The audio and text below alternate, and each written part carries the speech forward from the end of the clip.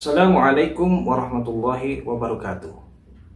Bismillah walhamdulillah wassalatu wassalamu ala rasulillah. La haula wa la quwata illa billah.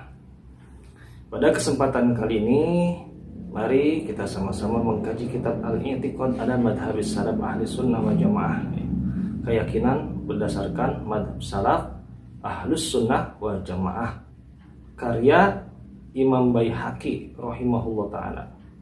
Ya, kitab ini menjelaskan tentang akidah madhab salaf.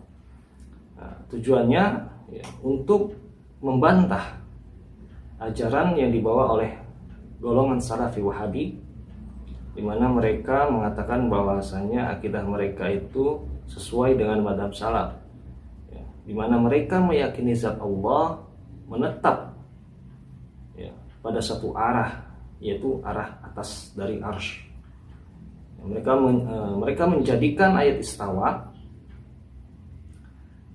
sebagai petunjuk letak keberadaan zat Allah secara geografis, ya, dari bumi atau dari alam semesta. Maha suci Allah dari sifat demikian. Oleh sebab itu penting kita mempelajari madhab salaf berdasarkan penjelasan dari ulama yang memiliki sanad kepada ulama salaf dan terus terhubung sampai kepada Rasulullah SAW. Dan salah satunya adalah Imam Baihaqi rahimahullah ta'ala. Di dalam kitab ini pembahasannya ada di dalam halaman 43. Di sini.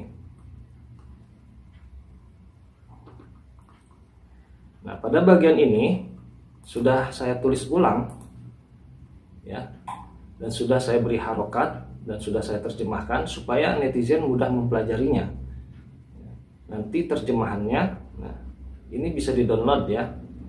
Linknya saya cantumkan di deskripsi. Termasuk nanti kitabnya pun bisa di-download. Saya cantumkan linknya di deskripsi. Ini dari sini, ya.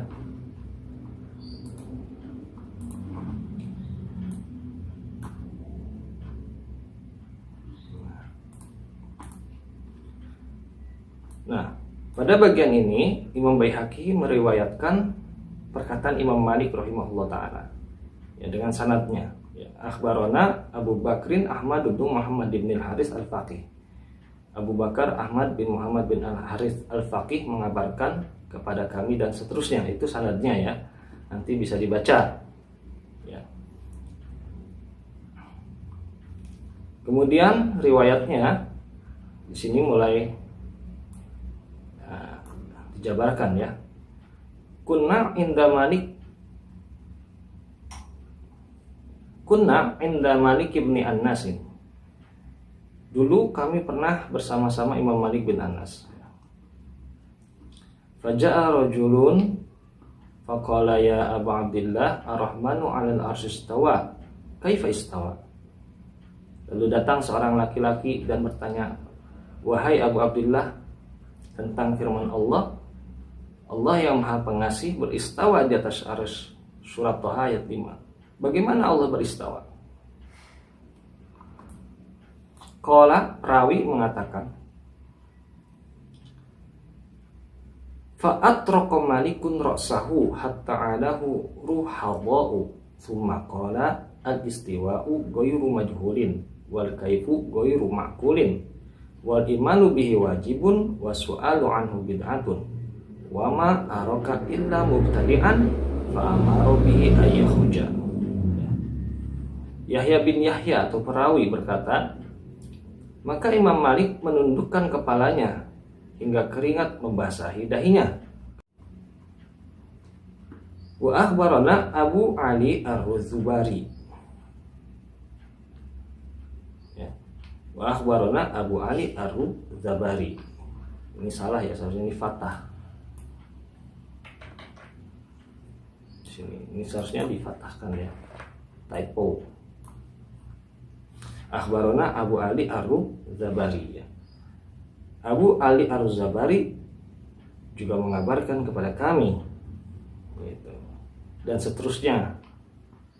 An Abi Hurairah radhiyallahu anhu, dari Abu Hurairah radhiyallahu anhu, anna Rasulullah sallallahu alaihi wasallam qala, sesungguhnya Rasulullah sallallahu alaihi wasallam bersabda,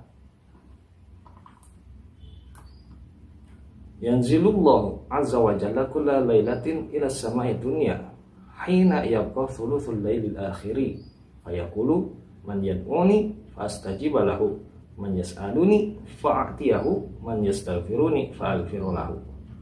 Allah azza wa jalla turun setiap malam ke langit dunia ketika tersisa sepertiga malam terakhir. Lalu dia berfirman, siapa yang berdoa kepadaku maka aku akan menjawabnya. Siapa yang meminta kepadaku, maka aku akan memberinya. Siapa yang memohon ampun kepadaku, maka aku akan mengampuninya. Qala rahimahullahu wa hadha hadithun sahihun rawahu jama'atun minas sahabati anin nabiy sallallahu alaihi wasallam wa qabilu ashabul hadithi fima warada bihil kitabu wa sunnatu min amthali hadha. Walam yatakallam ahadun minas sahabati wat tabi'ina fi ta'wilihi. Periwayat berkata, semoga Allah merahmatinya, ini adalah hadis sahih yang diriwayatkan oleh sejumlah sahabat dari Nabi Shallallahu Alaihi Wasallam. Para ahli hadis menerima apa yang datang melalui Al-Quran dan As-Sunnah. Seperti hadis ini, para sahabat dan tabi'in tidak berbicara tentang ta'wilnya. Kemudian ke sini, Tsumma innahum ala qismaini minhum man qabilahu wa amana bihi wa lam yu'awwilhu wa wakala ilmahu ilallahi wa nafal kaifiyata wa tashbih anhu wa minhum man qabilahu wa amana bihi wa hamalahu ala wajhin yasihu isti'maluhu fil lughati wa la yunaqidu tauhida. Kemudian mereka terbagi menjadi dua kelompok. Ada yang menerimanya, mengimaninya tanpa mentakwilkannya, menyerahkan ilmunya kepada Allah dan meniadakan kaifiyah serta penyerupaan darinya. Ini yang disebut dengan tauhid makna ya. Yang kedua, ada pula yang menerimanya, mengimaninya dan memahaminya dengan makna yang sahih menurut bahasa serta tidak bertentangan dengan tauhid. Nah, ini yang mentakwil. Lanjut ke sini, wa qad dzakarna hataini tariqataini fi kitabil asma'i was sifati fil masail allati takallamu fiha min hadzal bab. Kami telah menjelaskan dua metode ini dalam kitab Al-Asma wa Sifat pada pembahasan terkait masalah-masalah yang mereka bicarakan dalam bab ini. Lanjut ke sini, wa fil jumlah ya, yajibu ayu ulama anna istiwa Allah subhanahu wa ta'ala laisa bistiwa'i tidalin an wijajin ya. Ani wijajin wala istiqrarin fi makanin wala mumassafin bi syai'in min khalqihi lakinnahu mustawin ala arsihi kama akhbaro bila kaifin bila aina ba'inun min jami'i khalqihi.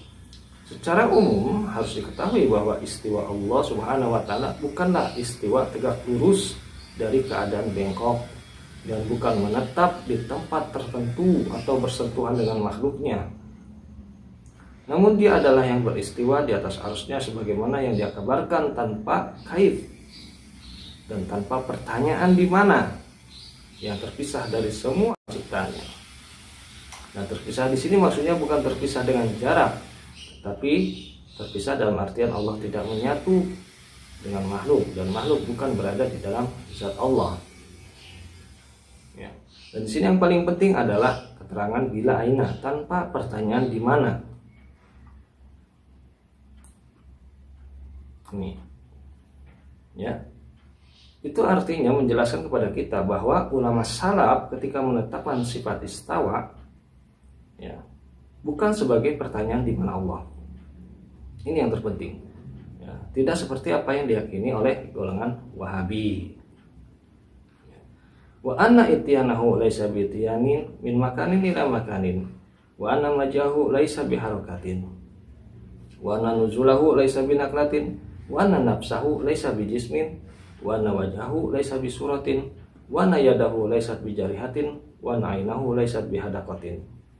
Ya, kedatangannya bukanlah perpindahan dari suatu tempat ke tempat lain. Kehadirannya bukanlah dengan gerakan. Turunnya bukanlah dengan perpindahan. Zatnya bukanlah jisim. Wajhun yang disifatkan kepadanya bukanlah berupa bentuk atau rupa ya. Yad yang disifatkan kepadanya bukanlah berupa anggota badan, dan ain yang disifatkan kepadanya bukanlah berupa bola mata. Kemudian di sini wa inama hadhi awsaqun ja'a biha tawqifu faqulna biha wa nafaina anha takyifa. Semua ini adalah sifat-sifat yang datang melalui wahyu Al-Quran dan As-Sunnah. Kami mengimaninya dan menafikan darinya menentukan kaifiyah, tata cara atau gambaran yang dimaksud dengan kaifiyah itu. Faqad qala laisa kamitslihi syai'un wa qala wa lam yakun lahu kufuwan ahad wa qala ha ta'lamu lahu samiyan. Allah Ta'ala telah berfirman, ya, laisa kamitslihi syai'un, tidak ada sesuatu pun yang serupa dengannya. Ya, surat Asy-Syura ayat 11. Kemudian Allah juga berfirman wa lam yakul lahu kufuwan ahad, dan tidak ada sesuatu pun yang setara dengan dia. Yaitu surat Al-Ikhlas ayat 4. Kemudian Allah juga berfirman, hal ta'lamu lahu samiyan, apakah engkau mengetahui ada yang serupa dengan dia? Ya, surat Maryam ayat 65. Nah, dari sini menjadi jelas bahwasanya menurut Imam Baihaqi, menurut penjelasan Imam Baihaqi, ya, para ulama salaf menetapkan sifat istiwa itu bukan sebagai letak keberadaan zat Allah secara geografis, ya. Tidak dimaknai sebagai tempat Allah, sehingga penetapan sifat istiwa itu tanpa pertanyaan di mana, ya, bukan sebagai jawaban dari pertanyaan di mana Allah. Nah, oleh sebab itu disinilah terlihat nampak penting sekali kita mempelajari terkait akidah madhab salaf, ya, dari sumber yang terpercaya, ya, seperti Imam Baihaqi rahimahullah taala. Wallahu a'lam bishawab. Wassalamualaikum warahmatullahi wabarakatuh.